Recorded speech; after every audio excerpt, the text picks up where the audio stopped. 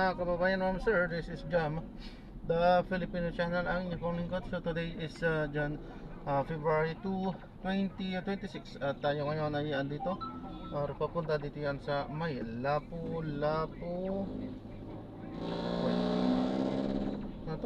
Lapu-Lapu Monument sa may Rizal Park, Maria Oroza Street, Barangay 666, Ermita, Manila. At dadalhin po natin ito sa may Raon Shopping Center sa may Quezon Boulevard, corner ng Raon Street, Quiapo, Manila. Okay po, so magbabalik po tayo mamaya unti po pag nakuha na po natin sila. Disclaimer lamang po ang content po natin ni kalsada at hindi ang passenger. Kaya naman sakasakali man po na may marinig kayo mga pangalan ng lugar, pangalan ng tao, pangalan ng organizations, government o private man yan, ay wala pong kinalaman ng channel nito at wala pong pinapatungkulan. Lahat po ng pinag-uusapan dito ay pawang dito lamang po yan sa loob at wala pong pinapatungkulan sa loob.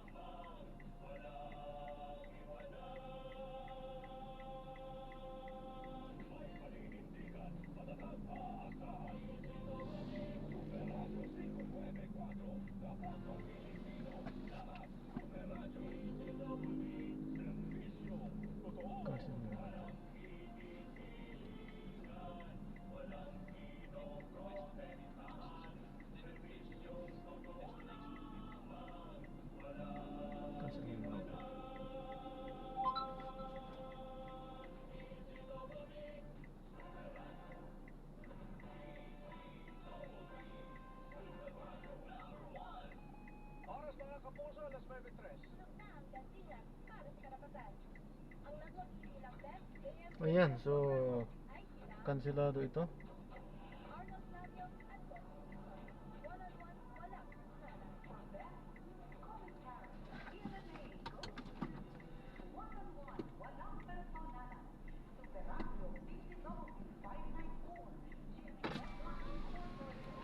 Pwedeng mag-exit doon, sir?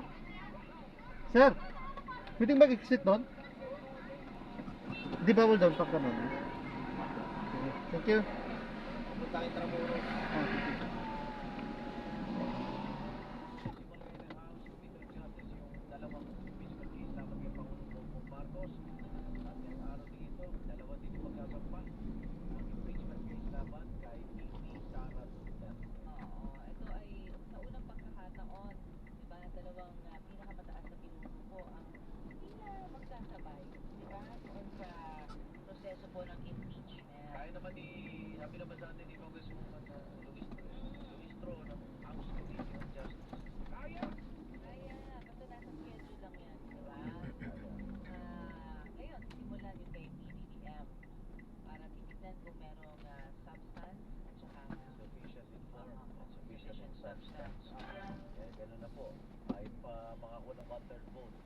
Kailangan pa rin i-refer sa House Committee on Justice batay sa huling desisyon ng Korte.